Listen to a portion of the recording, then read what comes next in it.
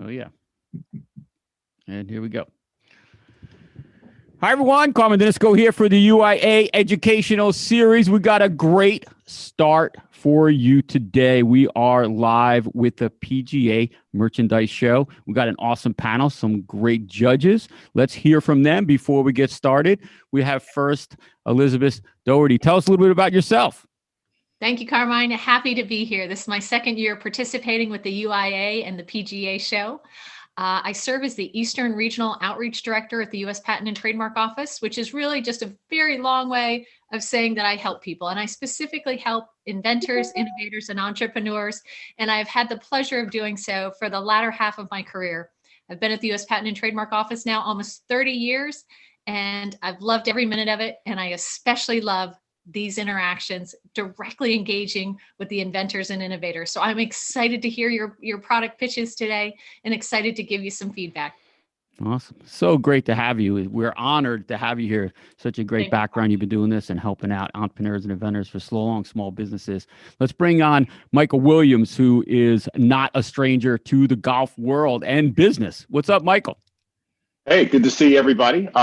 I am a journalist based in Washington, D.C. I write about golf and politics. The other part is kind of miserable. This part is kind of fun. So this is, I believe, my third time doing the panel. I write for Golf WRX, which is primarily equipment. It's the #1 site in the world for avid golfers and the equipment that they use. I also write for the USGA. I'm a member of the editorial board for USGA Golf Journal. Also, I write for PGA.com and ESPN, the Undefeated, contributors there. And if you ever can't sleep at night, you can find my political stuff on Voice of America with Issues in the News, which is the program that I host there and moderate. But it's a real pleasure and an honor to be able to be a part of this panel and help some people do some good for the golf world and achieve their dreams at the same time. So with that said, let's get the show on the road. Thanks, Michael. And last but not least, man, does not need an introduction, Mr. Warren Tuttle. Warren, what's going on, my friend? Hey, everything's great, Carmine. Just so everybody knows, Carmine became the president of the UIA earlier this week. Congratulations to Carmine.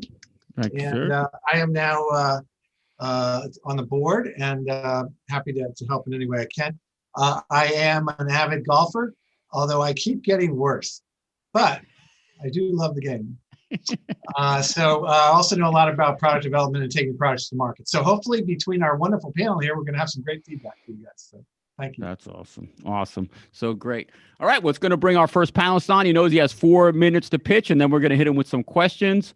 Mr. James Lynn. James, are you there? Yeah, I'm here. Hi, everybody. Nice to meet you all. So, yeah, first of all, thank you very much for the opportunity to be here. And I'm the product manager by trade. I design many consumer electronic product, and I play golf. And this is kind of my first golf-related type of product. So, I'm working on a golf range finder. As you guys can know that everybody using this traditional golf range finder. So I got this recent a couple of years ago, and when I play golf, I wear my glasses, wear my sunglasses, and my glasses also in the way, and looking like this, and sometimes my hand was shaking. I cannot find a target. I was like, this kind of like an old traditional camera, and it's very like an analog type of camera, and we all been using this camcorder for for a long time, for like 20 years. Why not we're not using this golf rangefinder with the LCD camera like this? And then easily I can just point and shoot. I don't have to do this anymore. I don't need to worry about my shaking hand or anything like that. So this is kind of our first engineer prototype, and that's our product. You can see it this easily. So, great. And this is kind of like a first prototype, and right now. So basically, it had the old existing laser module technology with the digital camera like built in together. We integrate these two technology together. So it's nothing like new, but it just requires some integration. And everybody know how to use the digital camera, the camcorder. You don't need to learn how to use it. Just basically pick it up, point and shoot, and good to go. So that's our product. Great. Awesome. Yeah. Hey, Very good. Michael, you want to go first? Yeah, I can. So just to be clear, is the product the rangefinder and the screen, or is the screen like an attachment that goes on an existing rangefinder somehow? It's a totally in one. This is the together. Yeah, it's not a separate product. We build this two, the panel and then the laser module together. So. Okay. Yeah. And I guess my other question is, how does it compare in performance just as a rangefinder to the other products that are out there, the more popular Bushnells and things like that are out there? It's very similar. I mean, we use an existing laser module from manufacturer overseas, and right now it's a prototype, so we still need to tweak the laser. But laser module been out of market for many years. I know there's a good and an okay version, but it's pretty mature. We still need to tweak it, make it perfect. But this is kind of the first kind of prototype we have right now, and then we will continue to improve the product. And also we need optical lens, those type of zoom type of function. So still need a lot to work on it. But it's basically kind of changing how we use the rangefinder. No more this tweaking, no more this tweak the eye, look this thing like that anymore. You just point and shoot, just like a regular camcorder. So. And projected cost? Right now, I'm target retail for $350, but after we do more improvement and thing, we might can adjust the cost a little bit different, and that's kind of our target retail price. Hey, Liz, you want to go next? Or? Sure. James, enjoyed your presentation, enjoy the concept, and I can see the value in your product in that you're right. There's a lot of folks out there that are wearing glasses, that are wearing sunglasses, and it is awkward to use the typical rangefinder without having to take off your glasses, take off your sunglasses. And for those who need glasses, it makes it really challenging. I appreciate that you've recognized that you're using two existing technologies and combining those and perhaps to develop a new tool. The question I would have is whether taking those two existing technologies, whether those are available, in fact, to be used, because while you might be able to, I'm coming at it from an intellectual property standpoint, while you might be able to patent that combination to known technologies combined in a new and useful way, the question would exist, do you have the freedom to operate? Do you have the ability to use those two patented technologies if still covered by existing US patents? Do you have the ability to use those technologies? You might have to look into whether, again, there are still patents in force that are protecting the known technologies, and you might have to get a license. You might have to work with those who already own that technology in order to actually exercise your new invention. And I'm hopeful that's something that you've probably already thought of and probably already looked into. And again, I think it's a great concept. I think you've obviously found a problem that needs a solution. I enjoyed it. Thank you. Yeah, thank you for your help. I've looked in the research from different patents in the past. So far, I haven't seen anything that similar to this, and I filed a provisional patent already. And right now it's just kind of first step, and I don't know. I can take in more detail on the patent issue. Yeah, make sure you do a very thorough search, and even if you get someone to help you do that, because Liz is right spot on with that. Hey, is that Half Moon Bay behind you? Yes. We got about a minute left, so go ahead. I played there, but a long time ago. But hey, so I think we're circling around the same issues. To me, it's a great concept. I love it. It's the value add. What does a normal rangefinder cost? If you're going to be at 350, what would a good one cost today? Right now it's averaging between 200 to up to like 600. I mean, you can get kind of entry level version to Amazon, like $100 plus minus. Yeah. It's depending on the module, and we will select the right module when we start taking this product. So with all the possible retail margin requirement for different retail store, so that's why I'm kind of setting at the 350. Yeah, well, it's all in the value add there that people are going to spend the extra money to do that. Yeah. are you looking to license it, or are you going to produce it yourself? I'm open for the option right now because I have the experience to build a product and take this product to the market in the past to the consumer electronics side. I'm new to the golf area, and I've been talking to a couple partner, and I'm not trying to narrow down my option. I'm keeping my option open, but I will love the opportunity to take this product to the market. Cool. So cool. Yeah. Good job. Good job. And thank you. Yeah. Excellent, James. Go ahead back and we will be in touch. Go ahead back and mute, and we will bring on our next product. Let me get this started.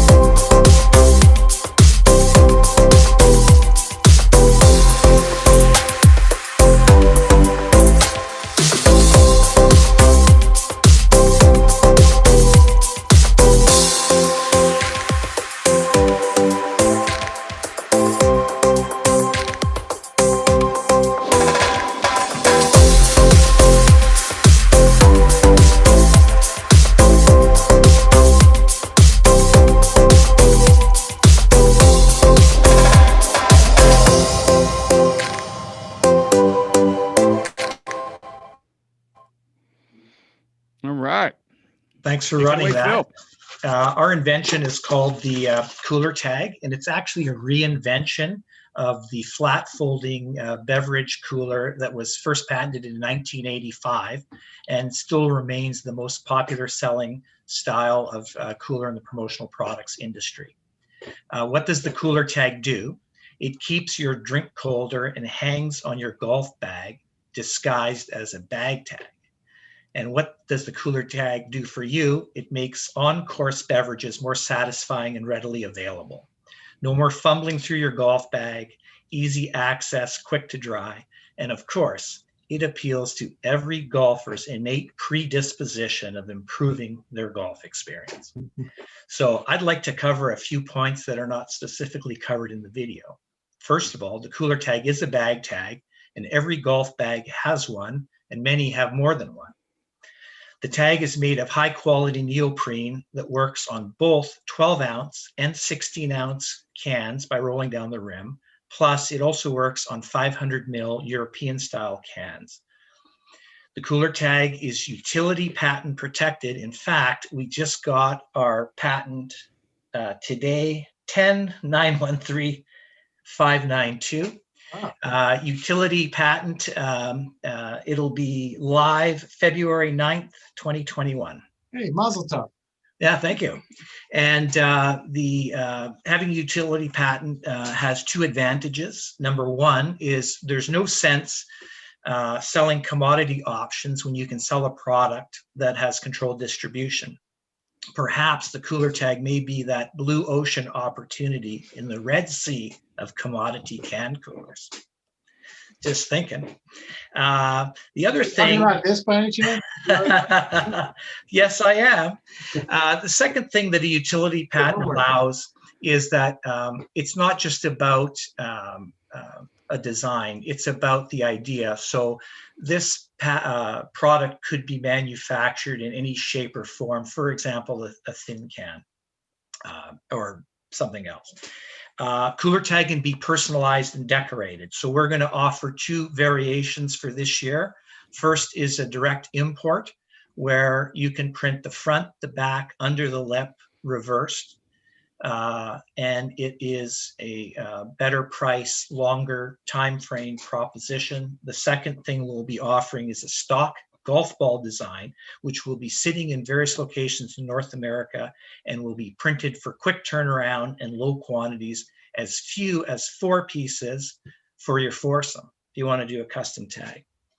The cooler tag is a revenue generating opportunity for the club professionals. While of course it can be sold retail, we're going to encourage pros to offer them to their existing customer base for tournament gifts, in-club prizes, and corporate giveaways, so they can sort of jump on the stuff they're already doing with the golf ball business.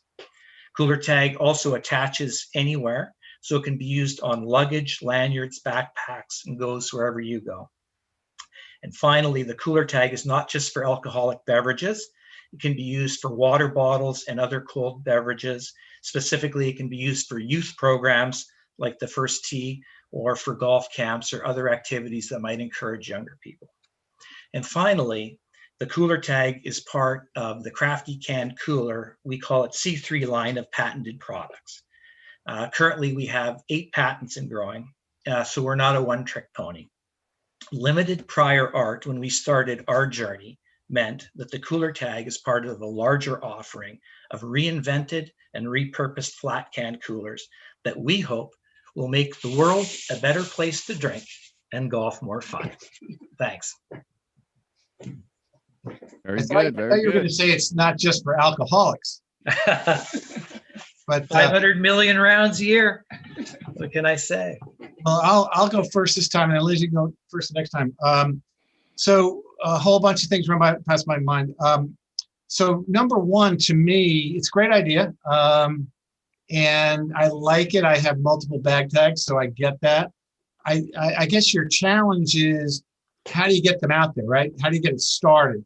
How do you get the first pros to use it? Because I think when people see it, then they'll, on the course, then they'll say, hey, I want one of those too. Now, you already have a business, you already have distribution of other products. Have you already solved that riddle of how you're going to get it out?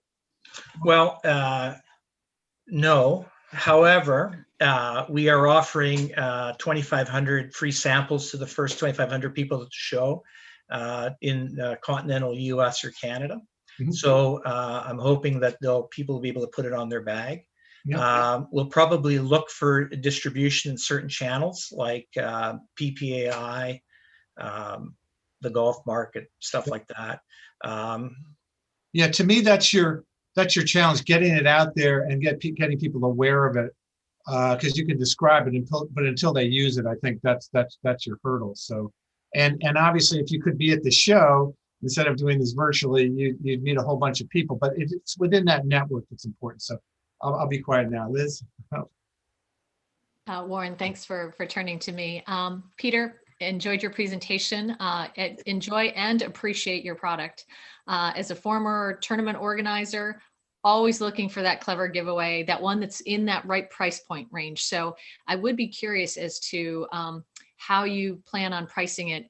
But I have to say, I'm even more curious, though, about how you reinvented the flat can cooler, recognizing that it was originally patented, as you said, in 1985. Congratulations, by the way, on your utility patent, and congratulations on being a frequent flyer with the U.S. Patent and Trademark Office. 8 patents and growing. I'm super excited to hear that. So I'm curious, but I don't want to take up too much of your time. What aspects allowed you to receive this patent? How was it that you reinvented? We recognize that 99% of U.S. patents are improvement patents. So I'm assuming that you have improved upon that existing patent that was already present. You have built upon that technology and you've enhanced it. What are your specific enhancements? Why would I pick your product over the 1985 product? Okay, so if you can see the logo on the shirt I'm wearing. Yes. The Bunker Boys. That's my regular Monday 16 guys, been playing for 25 years. One day, I've got pretty much all my inspiration for the patents from those guys. So one day, someone was drinking a 12-ounce beer, and I had a tall can cooler, which is, popular in the craft beer industry. And he rolled down the rim to drink. And then I looked at that and said, why has no one not printed on that rim? And so the first patent was for printing text on the rim. Gotcha. The second patent was for printing symbols on the rim because they were completely separate. And if you go to our website, craftycancooler.com, you'll see opportunities where the rolling down the rim and taking what was on the reverse side and making it evident, has huge applications for everything from medicine to wine to organizations to flags, stuff like that. Anyway, the third innovation was we put a Velcro. Well, originally we hanging bag tag. Then the third innovation or fourth innovation was, and again from the bunkers, I noticed someone was sticking their phone in their can cooler so it didn't get bumped up when we were driving in the cart. So we patented putting Velcro on the inside of that. So now that same can cooler that you see hanging is a sunglass or an eyeglass carrier. It's also a phone carrier. And for the purposes of like the pros and for events, 2 golf balls and a couple tees, like a gift. And then finally, the final innovation was actually just patenting the bag tag without all the other innovations. Excellent. And then we filed that original patent in 13 countries. Exceptional. Yeah. Congratulations again. Well, thank you. Yeah. Mike, Oh, sorry, I was on mute, Michael. Michael, you're on mute. There you go. How about now? A lot of people will be glad that's the case every once in a while. I guess my only question is this, do you see this more as a product that you're selling to people who want to keep a beer cold or their glasses safe, the phone safe, or for people who are looking for a way to communicate their brand message, product, or organization? Is it a promotional thing more, or is it like you say, a game experience? So I think it's both. My particular expertise for 38 years, I've been in the promotional products business. I started right out of college, 1982. I happened to be in London, Ontario. It's the home of Labatt Breweries, which was Canada's largest brewery and InBev's first purchase of 50 breweries since then. So I have lots of experience in that market. However, through the beer industry, licensing, retail, online, we think that there's a big market for that also. And unlike some of the other coolers, the opportunities with the reversible, the roll down the rim, is we actually give you 6 unique areas to put branding, whereas a conventional cooler usually has front and back and then reverse front and back. So I have a cooler here. I don't know if you can see it, but something in here and then roll down the rim. Well, it hangs this way, but yeah, show it in the camera. There we go. Got about 20 seconds left. So I don't know if I answered that, but yeah, I'm interested in all the channels where people would use coolers, specifically other industries too, like hunting, fishing, coolers, stuff like that. Cool. All right, cool. Very good. Thank you. All right, thanks a lot. That was great. Thank you. All right, next we have up Michael White. Michael, you ready? You want to go, or you want me to play a video, or? I am good to go, actually. Thank you very much. Appreciate being here. Good afternoon, everyone. My name is Mike White. I'm the co-founder of Rake Caddy. So along with my partner, professional golfer, and the inventor, Ryan Kern, we developed a personal use golf rake. So this, as we call it, pretty cool, innovative product is focused on solving 2 main dilemmas that currently exist.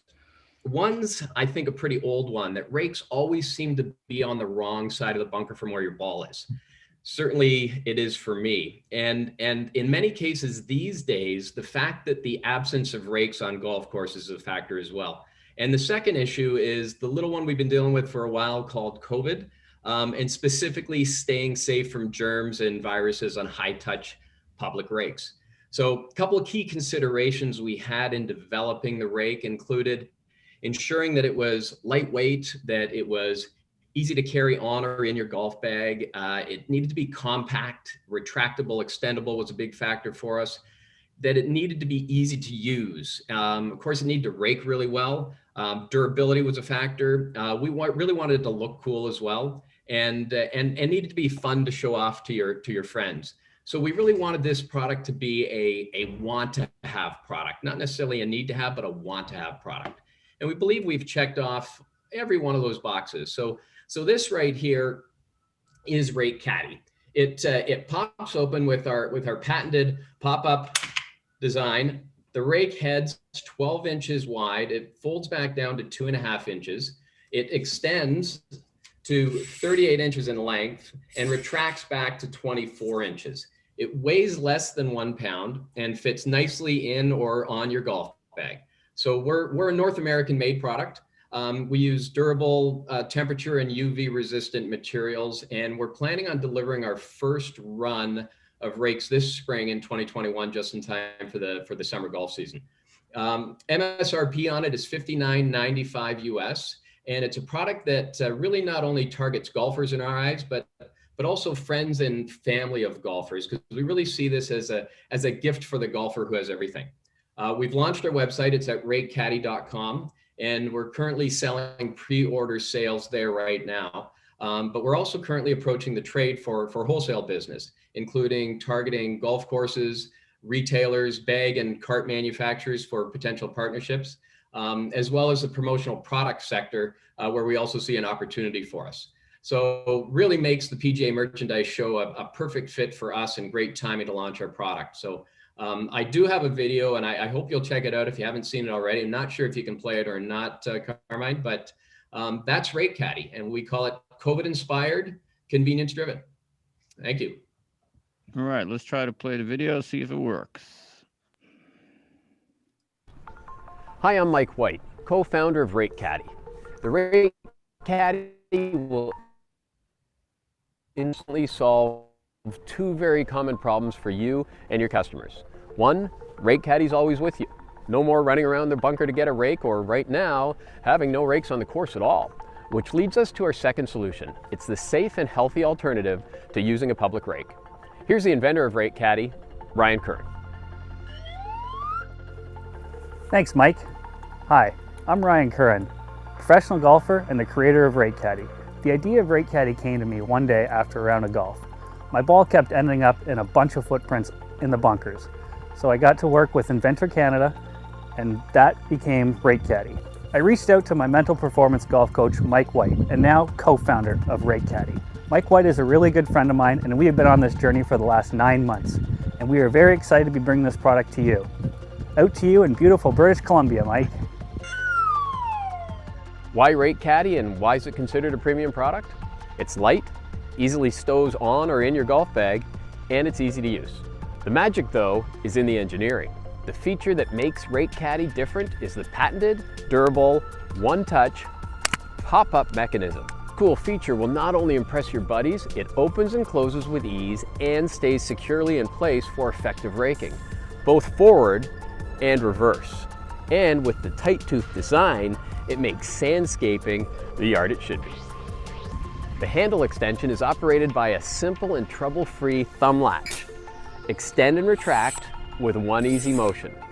It's a natural for promotional products. Logos can be predominantly placed.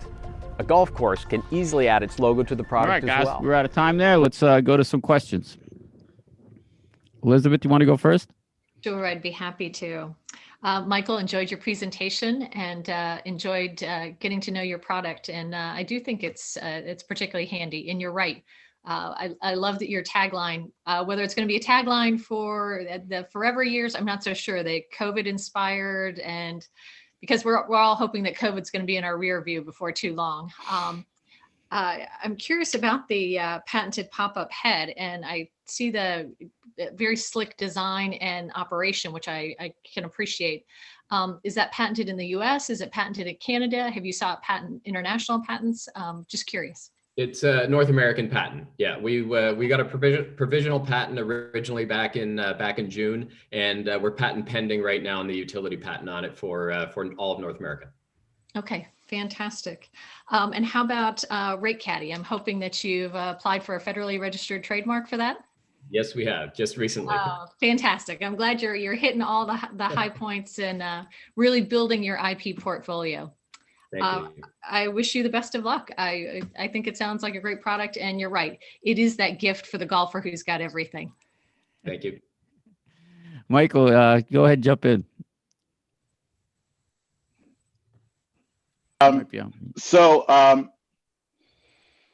Excellent idea. I've never personally been in a bunker, but I feel for those who have been. So yeah, I get this. I guess one of the questions I had was for materials. Is this, it looks like aluminum and plastic. Is that what it is? Yeah, that is correct. Yeah, we're going with a nylon with a glass fill for the plastic head, and the pole right now is aluminum. We're seeing future versions of the pole possibly going into a carbon fiber version as well for sort of a pro model, if you will. Okay, that was going to be my second question. As you mature this product, is it more focused towards bringing the cost of this one down, or towards adding features for a more sophisticated version? We're leaning towards adding more features, adding certainly opportunity for, again, other branding and whatnot. As we mentioned before, the opportunities to logo for other companies, organizations, whether or not there's potential licensing opportunities there as well, that type of thing. But then bringing in more materials, different colors, that type of thing as well. That's sort of the future of it as we see it. Okay, and the last question was, I know it probably seems obvious that it wouldn't be, but have you checked with the USGA to make sure that it is compliant to actually carry your own rake and have that not disqualify you from tournament play? Well, that's an excellent question. And honestly, you got me, because we have not asked that question. That being said, we have spoken to Golf Canada, and we've sort of looked into whether or not we could be a part of the rule changes. We haven't quite got to where we'd like to be, but we'd love to have that conversation further, because we certainly see it as an opportunity. We'd like to get check with USGA and RNA, because you'd be shocked. Yes. They don't allow. That's a great question, Michael. I went through that with a golf club. Oh my God, they're tough. I'm not sure that how the rake would necessarily aid you. However, it's a great point. You know, I'm sure they'll find some way to reject you the first time. But it's a great idea. You know, most rakes are on the cart or in the trap, you know, and to be able to carry your bag. I'll focus on one thing. We all have limited room in our bags, and with the 17 clubs that we're carrying, you need, so a lot of people do carry a ball retriever, which already takes up room. I was thinking maybe if you added a ball retriever on the other end, that you might eliminate that and slide people right into taking that out of their bag and putting this full unit in. Have you thought about it? Anything like that? Well, we've actually looked at at how it's going to attach to the bag, and certainly we see it as and in fact it's been designed to slide in the ring, the little 2-inch ring that's on the side of the golf bag. That's where we see people carrying it while they're playing golf. In the place where I put my umbrella? Yeah, is that where you put your umbrella? Okay. Yeah, so you just know that you're going to give up something. So I would just say, it's for someone who's tries to squish everything in their bag. You've got ball retriever, you have umbrella, you have these other things, and you're going to have to make room for this. And I think it's a great idea. So anyway, just a thought for you. Oh, appreciate the feedback. Thank you. Really good. I don't know that there's any other out there that go in the bag. I've not seen one. Have you guys ever seen one, Michael or Liz? Yeah. I have not. No. No, I haven't. Can I just one more quick question? Yeah, go ahead, Michael. Is there any development thought to having the head itself just be the product and having some way to attach, as you said, the space is a limit, to having that head be able to attach maybe to the bottom of a 7-iron or one of your longer clubs? You can just attach that and you already got 14 handles, so maybe you know that's a way to stick the head on the bottom of the grip of another club and use it that way. I mean, yeah, there are a couple of products out there that do attach that way, and okay. What we want to do is really move this to a premium product, which is why we kind of set it up the way we did. We do see it as being a replaceable pole, though, that will screw on, screw off for the times that someone hacks it over their golf bag and bends it in half, because that's probably going to happen. Right, so like a threaded thing, like it'll be a simple screw attachment that you pop in and out.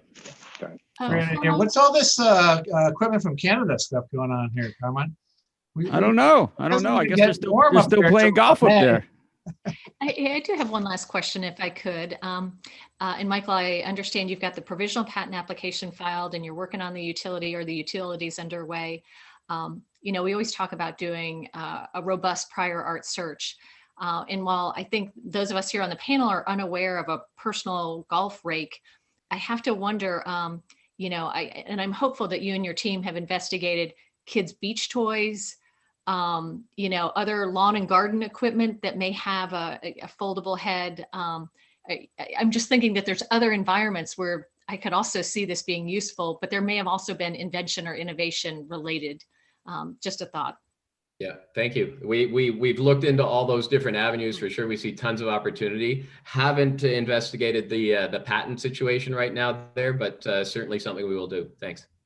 Sure. Cool. Good luck. All right. Great job. And I'm with you, Michael. I haven't been in a bunker yet either. So it's one of those things. I'm going to buy one.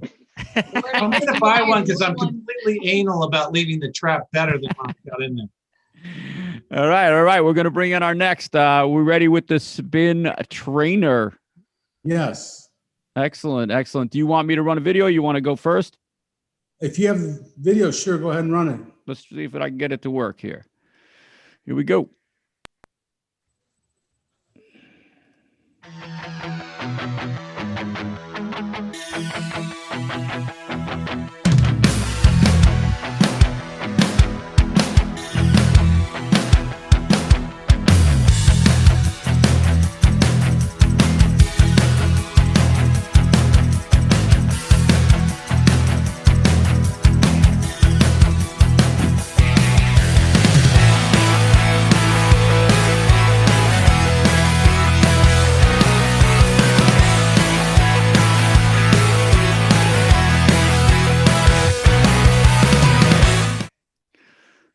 I got tired just watching that. All right.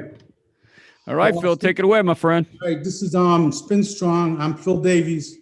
I'll start by telling Mike Williams that if you got to write about golf and politics, this is both a strength trainer and a social distancer. So you can attack both topics with one article there. But seriously, I have Parkinson's. I've had it since like 2009. And I had invented a earlier what a lot of people call jump rope simulators. And there's actually, if Elizabeth were to look, she'd find in the patent office, there's like probably over 75 patents for these things. But I brought up my old one when my strength started to go downhill, but it still didn't have enough resistance. It had good movement, so I knew it would be good for helping me improve my movement, but it didn't have good resistance. And I was just, as an inventor, I just started thinking about it again. And one day it just hit me that if you added air resistance, it would make it much better. And I thought of fins right away. And funny thing is, all these people who've invented things, and I did it with my first invention, trying to make a jump rope simulator. A jump rope uses air resistance, but nobody's ever thought about it. So it's pretty funny. I went and got, this was my third patent, and this does have a patent. And I got everything on my patent. I didn't have to remove anything because unbelievably, it really is that original. No one's ever thought of putting on a portable type thing, air resistance. And what's amazing about it is air resistance provides continuous, direct opposition to your forward or circular movement. So even though it looks kind of simple to do, it's actually very complex exercise that's going on. Like if I'm just doing this, I'm engaging my joint in my shoulder in a circular motion. And that's equivalent to, like they say, 4 linear motions. You got the elbow, you got the wrist doing another 360.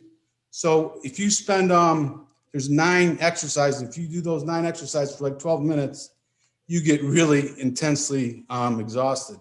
The guy in the video is my personal trainer at Lifetime Fitness. And he's been using it with me, and he goes, well, I really haven't found a way that I'm getting a good workout with it. And I kind of thought to myself, that's weird. So I had him do this video with me that you just saw. And halfway through the video, this is what he was doing. I said, oh my God. I said, so you say it doesn't work out for you? I said, you weren't really working out with it before. But anyways, I found that after I used it, I was making the prototype over the winter. And I also like to do outside work. Like I do a lot of shrub and hedge trimming in my yard. And the year before, because of my Parkinson's, I was down to like 30 minutes at a time. And when I went out in the next spring, I went for 3 hours straight. And if you think about hedge trimming, it does all these different movements, and this is what it trains you for, like, all over the place. So before my 4 minutes runs out, I'm also announcing today, this is the new 50% larger version that's going to be available in second quarter. So you can just hear how much. I don't know if you can hear that actually, but Okay. How we did on the 4 minutes, Carmen? it really does a lot of things like overhead, in front, to the side. And what you'll find is there's like a foundation of a new kind of exercise that strengthens your body for like even though you don't think it simulates a golf swing, 10 more seconds. doing in the golf swing is being strengthened by the fact that you do this in every different direction, every different arm position. And you can also jump rope with it. All right. Cool. Michael, you want to go first? Mike, yeah, go ahead, Michael. Okay. Number one, gotta love you. I just get so inspired by people who like take I know what someone would call, a hurdle or something like that with your Parkinson's, and take that and use that as an incentive to create something wonderful for everybody. I mean, I just, God love you for that, man. I'd like to give you a hug just for that. For the, I guess for the golfer, the question would be, is this an appropriate tool for more of preparation workout to build your golf strength, increase distance, that sort of thing? Is it also something that you can use as a warm up? Is there I guess a routine that you could say for a 5-minute warm up before a round, sort of gentle way to activate muscles? You could be very warmed up. Yeah. Yeah. But I think of it for golf as both a strength and a speed trainer, because when you're doing your different things, you're doing these complex exercises like 200 times a minute. So that I don't think there's too many strength trainers of any kind that move your arms and body that fast. Mm-hmm. And it just has, like, I think, universal application for any like strokey sport, any arms above your head sport, anything where you're holding any kind of racket, club, or anything. It's like this 3-dimensional type training that like does something that nothing else does. And it's what a jump rope does, but a jump rope is confined to that one arm movement, right? But a jump rope really does circular, air resistance type training for your body. So, and that's great in that one position. Now you're with the freedom, you can do it in all these different positions, and also with much more intensity, because when you put your arms out, it acts like a leverage effect. So what is the appropriate amount of resistance for jumping rope is suddenly much more intense when you're using it out away from your body, and especially lifting up your arms. Okay. I'm going to jump in behind Michael on this. So first of all, you're giving me nightmares, because I went to the Super Bowl a few years ago when Pittsburgh beat the Cardinals, and everybody had these terrible towels, and they were yellow and black, and they were throwing, and I thought I was going to get my whole section. I was like, stop, Anyway, it's all flooding back. But I think Michael brings up a great point, and I'm just going to delve into it a little bit more. So as someone who takes products to market in other industries, my question always is, how do you get to market? What's the best path? What are your options? And it is really the question. You could introduce this as an exercise equipment, get broad reach in it, and then eventually it could be picked up in the golf area. Or if you go to the golf area first, then you're going to have to really customize it to being a golf tool. So then it becomes specifically identifying not what it can do in other parts of your life, but how it aids, maybe the strength in your arms to help you swing better. The other thing is warming up. If you're going to be doing this on the side of the first tee, it's going to look a little goofy and stuff. It's a little bit easier to use at home. So I guess this is a golf show. So how much?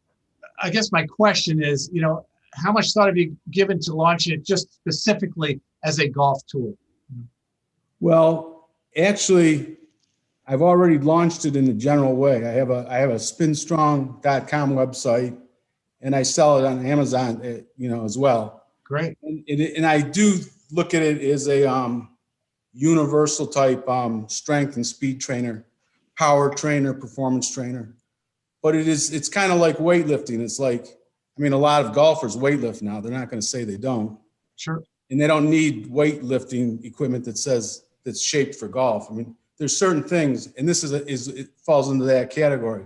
It just happens to be that it's for golf going to be. Yeah, at home, I think you can use it to train and get yourself ready. I agree with that.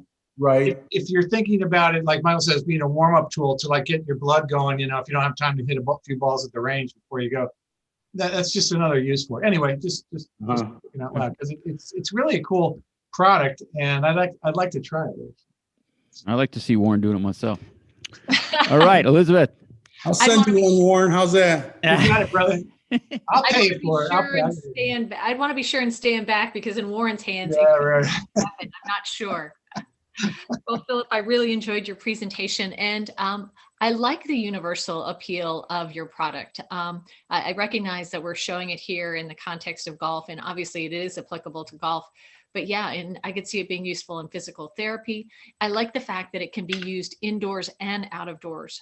My father has Parkinson's, and between COVID and the freezing cold weather in Wisconsin, he hasn't left the house in months. So I could see him using this in the living room, just like you're doing today. Yeah, a lot of my Parkinson's physical therapist uses it with a lot of her patients. So I can imagine. Awesome. Quick question, and this is just more of a curiosity, but I see in the video that you showed and in your demonstration, it's often beneficial to use two. Do you package it and sell it as a set, or you sell them individually, or? Mm-hmm. I sell it as a pair because I think that's the way you use it a lot. But it's so intense that, like, if you try and work out with this with two hands, sometimes, unless you're really strong and really in shape, you just poop out quick. So the great thing is you can almost do like a HIIT workout where you're using one arm real intensely, let that rest, do the other arm real intensely, switch to another exercise like that, and so on. So, but yeah, you do get a pair. Okay. And I know you didn't mention it, but something that's kind of been a theme and running through some of the other products shown today is the opportunity for endorsement or advertising. I know you've got yellow and black there, but is there also the opportunity to do it in red, white, and blue, or blue and white, blue and white, like the Giants. Right, exactly. To have it be that. Well, I'm an Eagles fan, so I don't know why it's blue. I don't know why it's black and yellow. Ouch. Actually, I do know why it's black and yellow, because I was Go Birds. My role model is the guy who started TRX. He's kind of a cool guy if you know anything about him. And plus, the spinning motion is very distinct when it's two colors that contrast a lot. All right. Yellow and black are the most contrasting, so that's why I use them. Cool. Nice shirt too. Very good. Very good. Thank you, Philip. I appreciate it. Very nice. Awesome, guys. It's great. Awesome. We're going to bring next, hopefully Angel Garcia is ready, and he has the golf notch. Angel, you there? I'm here, sir. Everybody hear me loud and clear? Yeah. All right, cool. So I'm going to go ahead and get started. But in the meantime, if you can pull up my website, because we're pretty much going to be going down the website as we go. And what golf course is that? What golf course is that behind you? Oh, that's Naples Tiburon. Okay. Oh, nice. You know it well. Yeah, cool. All right, so everybody, so it's really nice to see that not any of us have masks on right now. So it's kind of cool to be able to talk freely and, kind of go through some stuff. So my name is Angel Garcia. I'm the founder of Golf Notch. Our mission is to help golfers improve their game and lower their scores from tee to green. And our vision is to become golf's #1 practice brand. So we've got a pretty intense vision, and, the team is excited for the launch of its first product during this PGA show this week, right? So let's get right to it, and let's meet the ultimate putting alignment tool. If you can go ahead and scroll down just a little bit to that video that's right underneath, go ahead and fire that off. And then on average, over 40% of shots in a golf round are made with a putter. Improve your putting and reduce your score today with the Golf Notch Putting Alignment Tool. The Golf Notch Putting Alignment Tool. It's easy to use.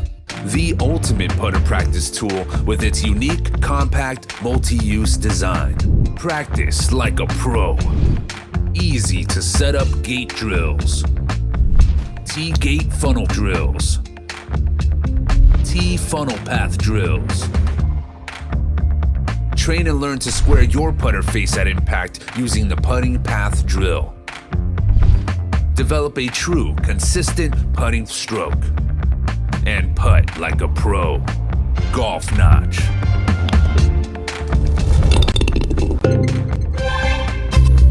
Cool.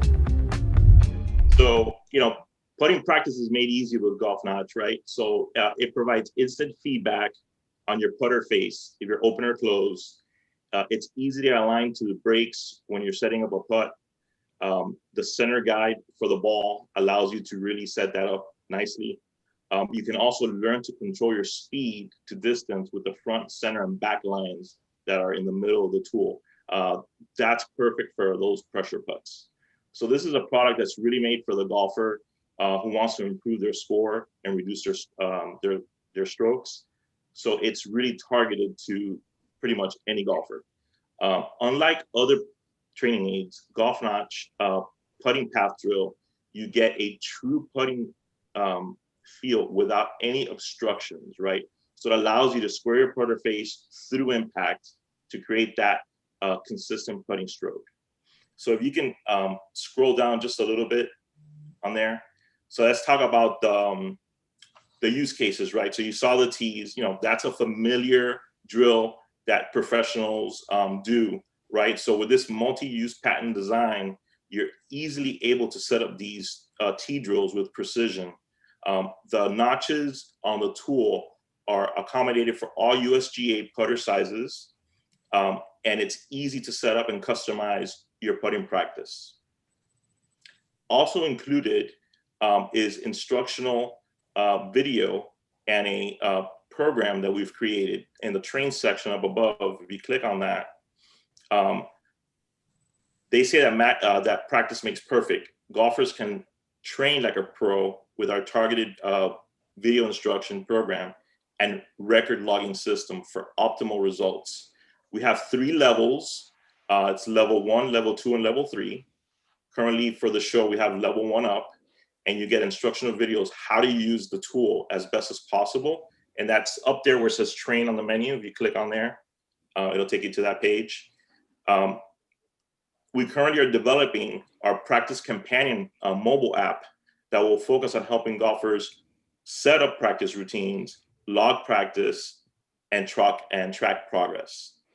So Golf Notch is coming out with the product today at the show. We launched it this morning. It's retailing for $24.95. It comes in 2 colors. It comes in lime and slate gray, and many other colors to follow along the year. We're really excited to see what other drills customers come up with the alignment tool. We had so much fun developing this over the summer. COVID, one of those other things that it's like, what do you do? Let's focus on some things. So we've got a group of coaches. We did user testing. We made a lot of tweaks to the product, and we did see results as far as what the performance was from those that used it. And our market research pinpointed a lot of the things that we came up with. So we're excited.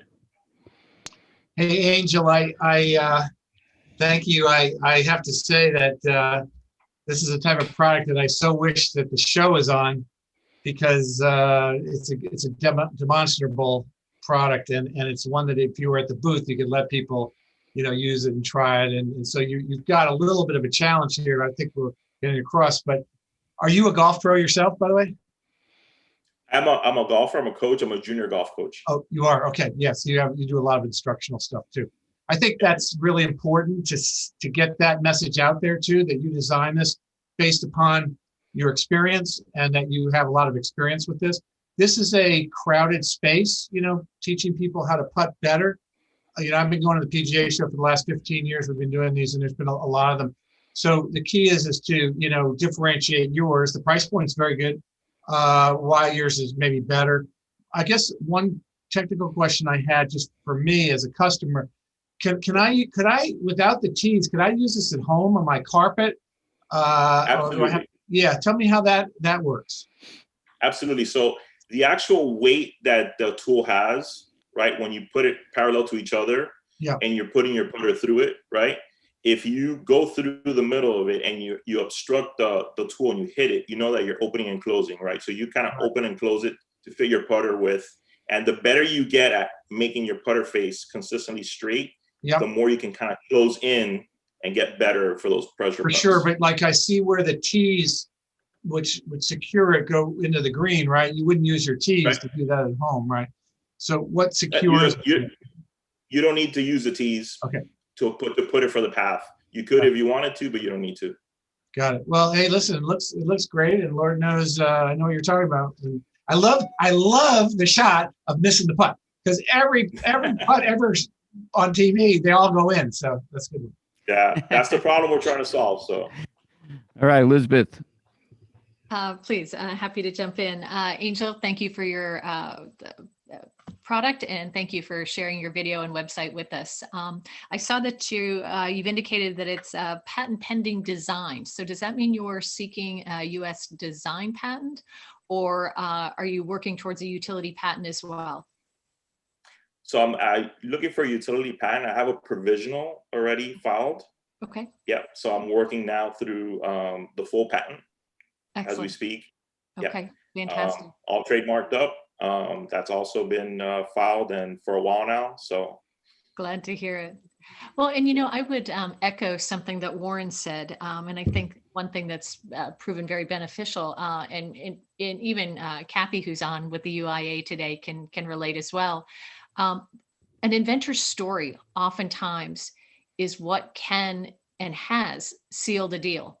When we look at the inventors who come on shows like Shark Tank, oftentimes it's their story of perseverance. It's their story of personal success, their personal growth.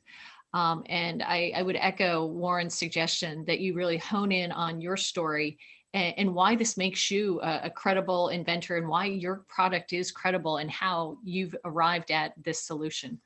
But thank you for sharing your product with us today. I enjoyed it. Thank you. Thank you, Elizabeth. Thank you for the time. Michael? Thanks. And I guess my question is this. I agree this is a crowded space in terms of things that will improve your putting. And there's literally thousands of them out there. And all of them depend on anybody actually using them. Like the old joke, guy asks the cab driver, how do you get to Carnegie Hall? Cab driver says, practice. And it's that. It's really just using them. So I guess one of the things that gets people to buy these things is that ultimate testimonial. It's somebody on the pro circuit winning something special, or winning anything at all, and then saying, well, this did it. Do you have, and you're in Florida, do you have any connection or any possibility of getting a testimonial or even an endorsement from a professional player that would help you advance the story, as Elizabeth was saying? So I do. And one of the things that I've been kind of held back is because we wanted to first arrive at the show, disclose what we have.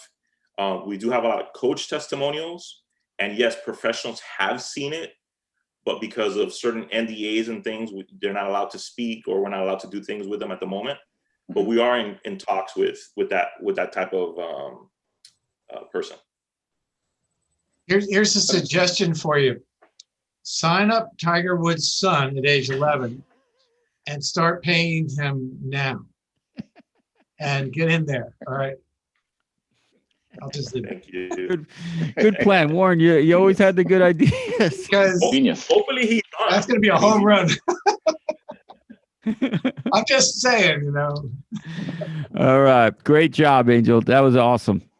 Thank you. All right. Next, we are going to bring on Brandon. Hopefully Brandon's here. You here, my friend? Unmute. I'm here. Excellent. How you doing? Good. Are you going to want to run your video, or you want to go first? Or yeah, can you play the video first, please? All right. Here we go. Let me see if I can remember how to do that.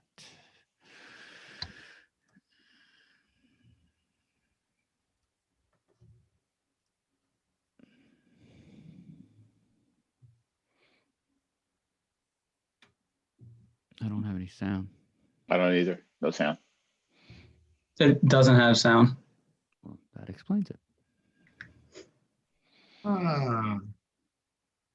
Okay, got it. Yeah.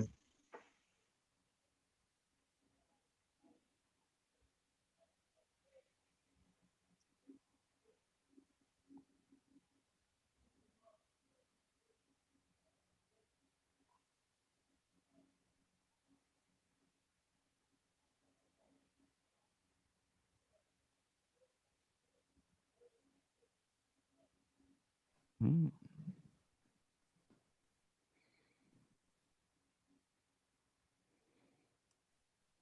All right. Okay. Take it away, my friend. Hello, I am Brandon Merson. I'm the inventor of CleanPin. I do have a provisional patent on this, as well as some other patents that I filed. However, the problem is that I'm solving is being able to remove the pin.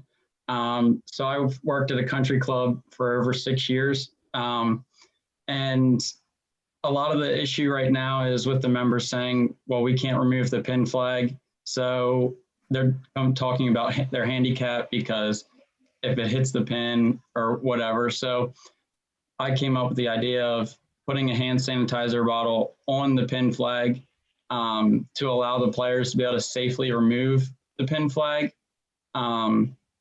So the problem is the country clubs in Maryland at least have to provide every player with a hand sanitizer bottle.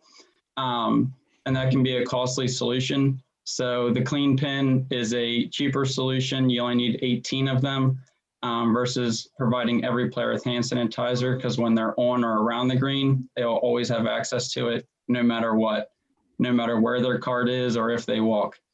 There is no other product like this on the market that attaches to the pin flag.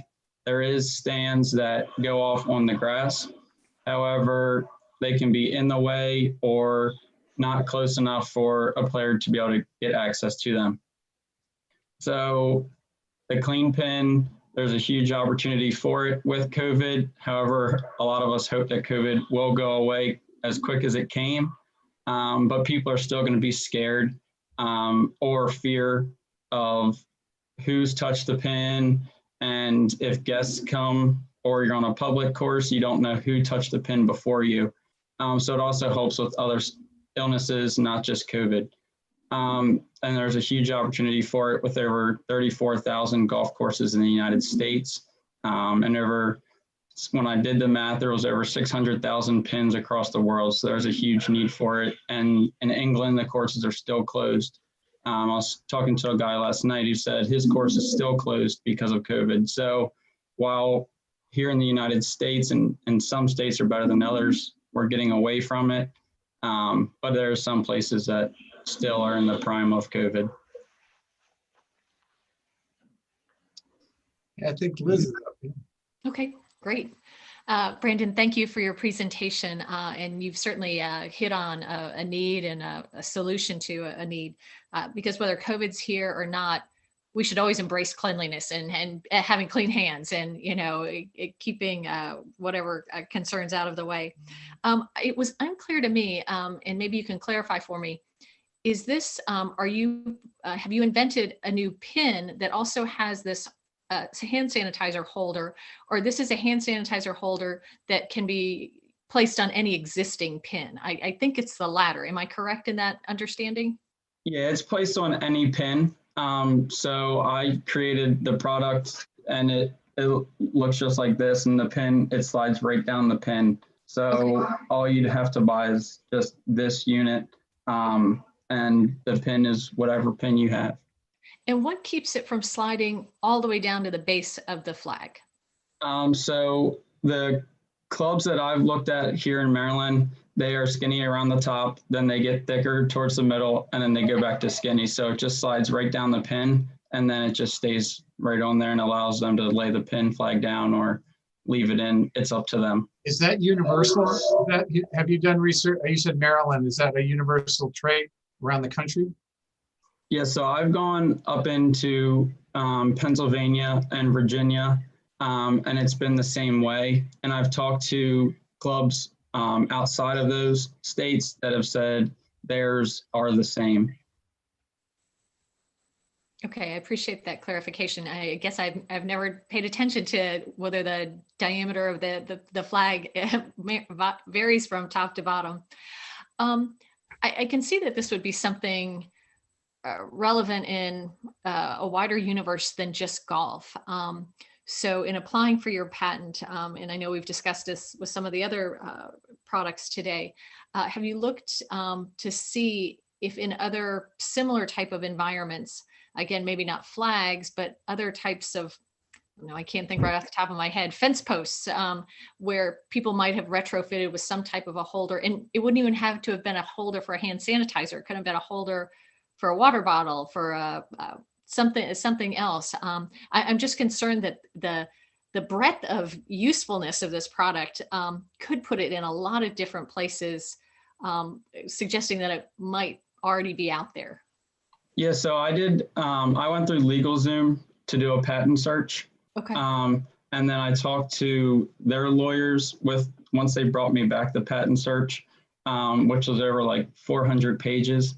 Okay. Wow. And we talked about like how this product is different from the other ones. And it brought products from hand sanitizer holders that click into your vent in your car. Sure. To ones that they're trying to put on the beaches. So it brought a wide variety.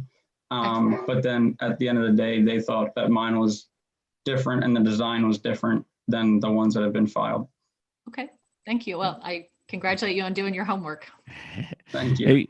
Hey, Warren, you have anything else you wanted to ask? Well, first of all, Brandon, you look like a golfer to me. Are you a good golfer? I hit the ball a lot. I bet you hit a long way. You just I did a lot. A young man like you, and I go, just make sure I have enough money in my pocket. So, this is a very, very, I think, maybe competitive arena. And I would be worried a little bit about, even though the competition may not be out there yet, what else is going on, what makes yours unique, and your path to market. That's up to you how you do that. But I would be very careful before I invested a lot of money in this until I really saw the field. Because number one, it's, there may be others. And number two, when we come out of COVID, is it going to be a little less important to people? So what is your plan about going to market? Are you looking to do this yourself or license it to somebody else? I'm talking to a rep from Cintas because they have hand sanitizer dispensers at the country club that I work at. Mm-hmm. So I'm looking at going to a company like that and licensing it to them because they already have access to a bunch of different clubs and the name is a lot bigger than. Yeah, I'd say that's a very good approach for you. Watch your money. And then if you do share anything with them, make sure you do it under, do you know what an NDA is, a non-disclosure agreement? Okay. Yeah. And that you do that. But yes, I think that would give you good feedback on what's going on and help protect you from any losses. Yeah, good. All right, cool. And then Michael, you have something like this with a belt clip, right? You have one on your belt. I need to. I definitely. I can convert one of my holsters, into. That was one of the patents they brought back. That was in the research. Someone did that. Me and you, Brandon, we're like this. I asked you. So you're in Maryland. What part of Maryland are you in? Harford County. So I'm right above Baltimore. Above Baltimore. Okay. So know some of the courses up that way. Good golf up that way. So I guess. The other thing is, well, first a question. The other opening is for the bottle for the sanitizer. Is that some sort of standardized, or is that just kind of a random opening where you says, okay, bottles are about this big? So I went to CVS and Walgreens and I bought 5 different styles of hand sanitizer in 8-ounce bottles, and then I made the opening that way they fit. All of those fit, as long as they're the 8-ounce bottles, then they'll fit in this holder. Okay. And it stays stable even with a full bottle with 8 ounces. That doesn't affect the flag in any way or make it or anything like that. Nope. And I went through the Maryland State Golf Association to make sure he checked with the PGA to make sure that it is legal to be on the flag and that it doesn't, because their worry was, well, if it's windy and it's going to be heavy, does it make the flag move more and all that? And it didn't. Well, you know, as I say, we were talking about the USGA and RNA before, and believe me, the first time somebody hits one of those things with a shot, you know, it's going to be a thing. Especially since you can leave the pin in now too, right? Yeah, it was exactly. going in. It was going exactly. It hits it and goes in. Okay, then conflict resolution will be necessary. But I guess my question is that as you look at this product, I think it's a great idea. And, you know, you're dealing with some of the golf course guys, and a lot of those guys who are superintendents are very, very clever.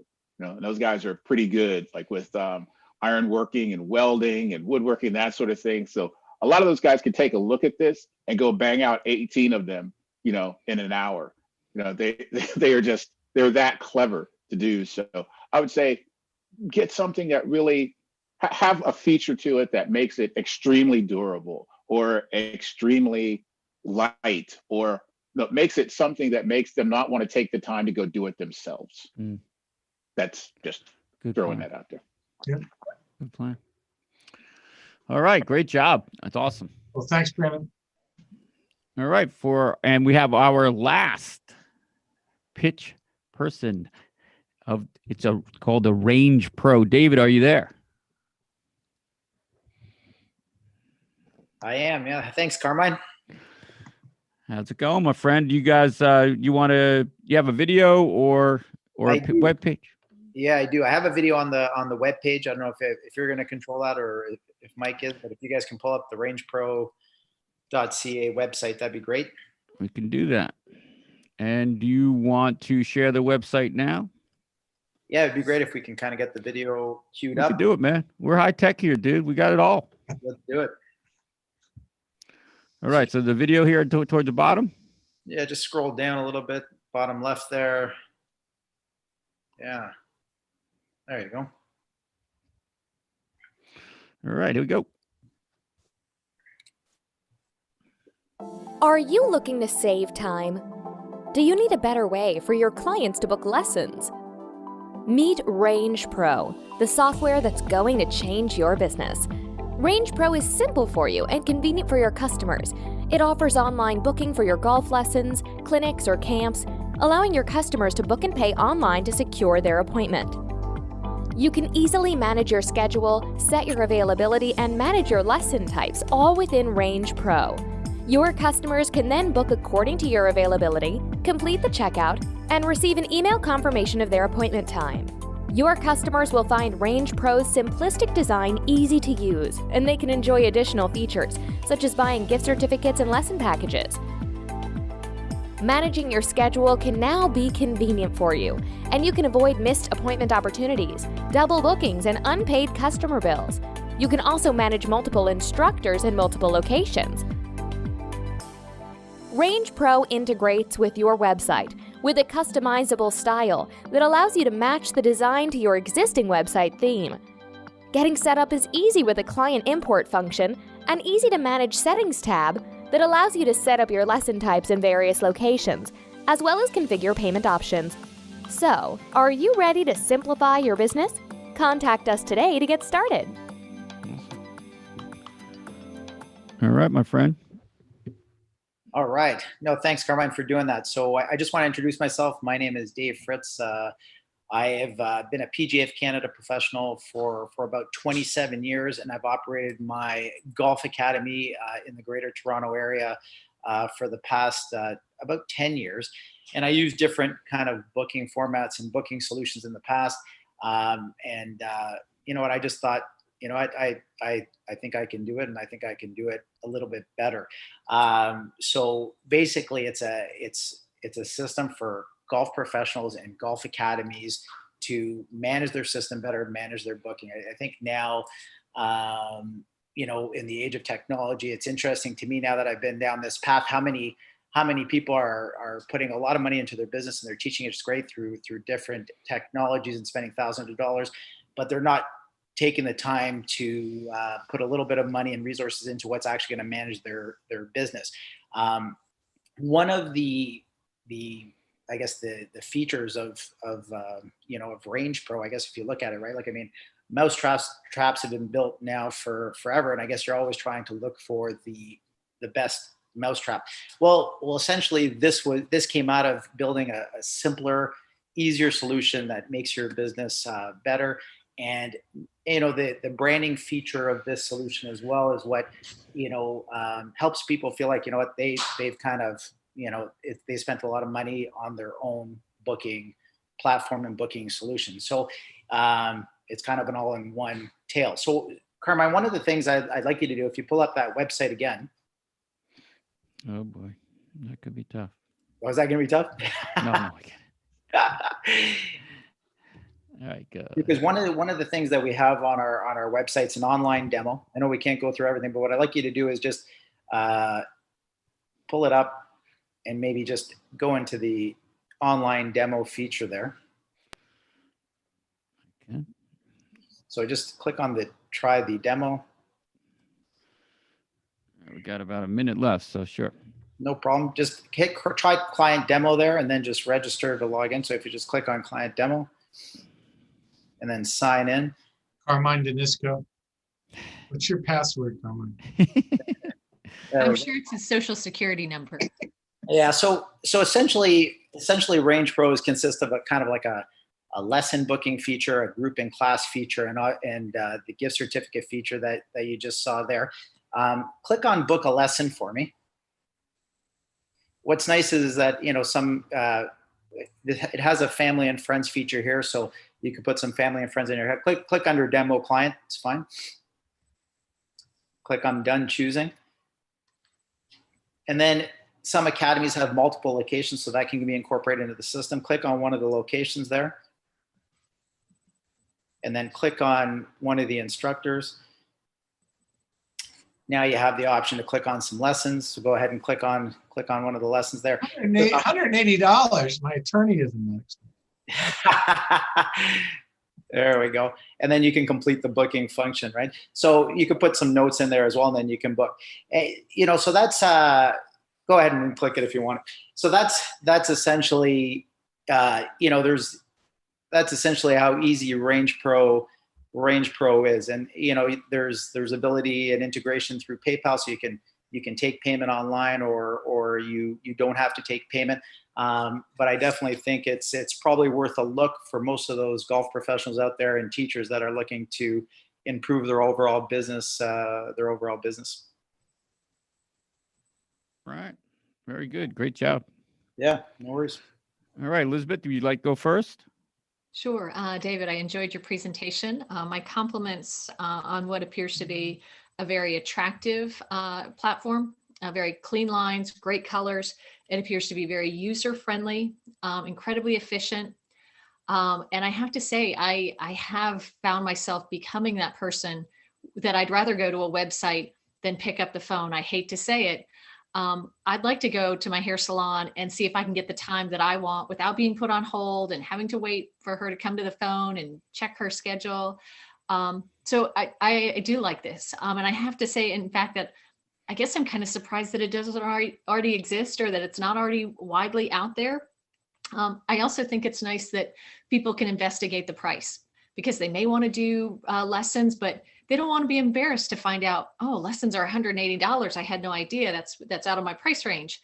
So I do like the insight this gives an individual, a user into a golf club, into the assets and resources of a golf club, whether it's purchasing packets, purchasing lessons.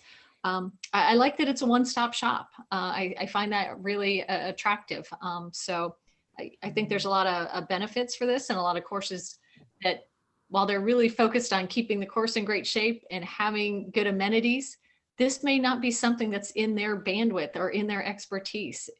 So to have a plug and play that they could use, I think there's a lot of courses that would probably be really attracted to something like this.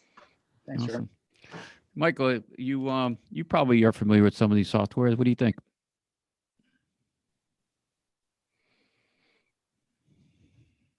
All right. I think he's on there now booking some lessons. Hey, Michael, you're on mute.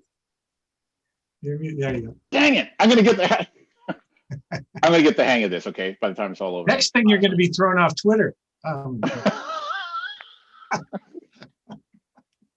Sorry. Okay, you wrecked me there with that one. I was gonna say, yeah, I do have some mild experience with this one. In a previous life, I worked for the company here that ran the 3 golf courses in Washington, D.C., and we ran the largest golf school in the Middle Atlantic region.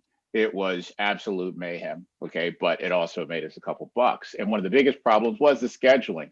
I will say to Elizabeth, 2 things to Elizabeth's points. Number one, clearly she has a dedicated 800 number for her hairdresser, okay? There is an operator standing by waiting to make appointments for her. And also, yes, we did have a system that did this very thing that you're doing. And I know that they're out there because we had one. I just want to know what, in your mind, makes this unique and or special than other systems that are out there currently. Yeah, I think what makes it unique is its simplistic, its simplistic design, its simplistic way of going about it. I think the branding feature, kind of sets it apart to make it look like, it's your own club's website, your own club's booking system, that type of thing. I think that's what sets it apart for sure. Okay. And is there anyone who's using it now? Oh yeah, we've got a bunch of pros and academies currently using the product. Where about any name that I might have heard of, or? Yeah, Andrew Rice out of Georgia uses the product. Yeah. Okay. Top teacher in Georgia. Okay. Are golf school? They're dedicated golf schools. He's a dedicated golf schools or golf professionals. Okay. Yeah. Golf professionals. Okay. Gotcha. 2 more quick things. Number one, the thing that we'd always hoped for was something where on a remote device, like on a phone, you could actually manage this system so that the professionals at the range can see their bookings, see the changes, that sort of thing. Is there an app, or does this work just as well on the phone as it does on a desktop? Yeah, so good question. So what's nice about this system, it's very responsive and it's mobile friendly. So I use this on the range all the time for bookings or for managing my schedule, and it's pretty quick. Like I can manage pretty much the whole business just from my phone. Mm-hmm. Okay. And have you thought about or given any or spent any time with partnering with some of the larger lessons, online lesson people like V1, like these guys who do online lessons, that sort of thing, to partnering with them and co-branding, that sort of thing? Is that of interest? Yeah, I think I'm always open to that. I think one of the things that initially what I tried to do was not get the system too bogged down and just focus on the actual scheduling component, and make that the best part possible. I think now that that's in a good spot, we're open to looking at different partnerships and that type of thing. But I'd like to make sure that it doesn't take away from the design, from the look, from the ease of booking and that type of thing, right? Core functionality. Get it right. The core function of the core functionality. Absolutely. Okay, got it. Done. Thanks. All good questions. I was thinking as we wrap things up that Liz is an expert in, besides being a golf expert, she's an IP, intellectual property expert. And Michael's really got a lot of technical knowledge on equipment and all. My mind on products like this, especially in an industry that I'm not as familiar with professionally, always goes into the supply chain. How do you get it out there? Now, I recognize in the golf world, you've got private clubs, right? And where the pro there might have been there for years, they kind of rule the roost, and then you have public facilities, but somehow you have to connect with that pro, right? Who makes a decision in that shop almost one at a time, it seems to me. And like the experience that you have. And I guess that's my question. How do you go about reaching all those people? How do you demonstrate it? How do you get them on board one at a time, right? Is that your path, or can you go to like the PGA and just hit 500 at a time? Yeah, well, I think this is a good start. I've had some, professionals that, like that coach the coaches that are well-known teachers that are, you know, bigger on social media and that type of thing, that have adopted the product, and, you know, and they enjoy using it and that type of thing, which is good. I think, you know, from my perspective now, I mean, this is like, for me, it's like my main business is I run my own golf academy, right? So this is kind of, when I built this system, I wanted to build it good enough where one day I could sell it. So to me, I think I want to, you know, it's, you know, I'm not looking for a mass, you know, where I'm going to sell, you know, thousands of these. I just want to take care of a tight group of people where I'm going to make this product great for them and help their business grow and get better. So I think this is one of those things where, you know, it has to be demonstrated. I think it has to be shown. I think it has to be done, you know, on a pro or club by club basis. But I think, you know, now the word is slowly starting to get out there, because we've got some great people and partners that are on the product. And so it's a one-off sale, right? You sell them, and then that's the last you collect from them, right? Or is there a residual based on any usage or service later? Yeah, so the way it works, it's a subscription-based model where you pay a monthly fee while you're using the system, and then the price varies depending on the size of your academy or the size of your club and how many people are using the system on your club, kind of thing. Well, it's kind of like something Michael said earlier to someone else, that, you know, the golf world is such a niche world that individuals or name brand clubs or that type of thing have great sway. So obviously, if you could get somebody, or if you could just get Augusta to use it, you know, that'd be good. You know anybody there? Warren plays there. Yeah, hook me up. I'm in. But hey, listen, I'm sure you put a lot of time and effort, and again, your personal experience is awesome. And by the way, your presentation was excellent. And I will just say this to everybody, and your answers were really crisp and good. You know, we went a little longer today than we usually do, and it's kind of fun. And we have all day for this. It's not that. I'm kind of mean on these pitch panels in hardware, housewares, and all these different industries, because what we want you guys to do, all of you, is to be able to get your pitch into a couple of minutes. Because people stop listening after a few minutes. It's like videos. Like, I got a video today on a product in another industry, and it was almost 7 minutes long. I got to like a minute and a half, and I was done, completely done. So if that pitch being within a few minutes, these answers, David, that you gave were really crisp and tight, were great, that don't go on and on and on. Your product, people will, when you pitch your product, they'll get it, okay? They will. They'll come back and ask you questions if they have interest. You don't have to oversell it. So hopefully it's been a good experience for everybody, and this is what you came for, is to get this type of, you know, get out there in public and start pitching experience. So thank you. Awesome. Thanks a lot, Warren. That's great. I thank all of our product pitchers today. All the products were awesome. I want to let everyone know that tomorrow we will be awarding one of these products, our Pinnacle Award, during or just before the USPTO's presentation at 2 o'clock, same bat time, same bat channel, which we have right here, the same Zoom link. So if you wanted to zoom in, we will certainly be presenting that tomorrow.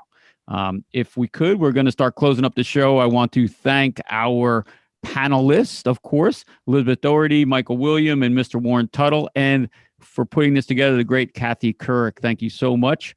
And I want to thank all of our viewers. Any questions, any information, anything you would like to know, send it on over to us. We'd be glad to get back to you with any answers to questions you might have. We're going to close up the show today. I will ask my panelists to please stay on just for another minute or two so we could do a little bit of discussing. But thank you all for listening in, and we'll catch you next time on the educational series at the UIA. They were great today. Great submissions. I'll tell you, they just keep getting better every year. This is a great group.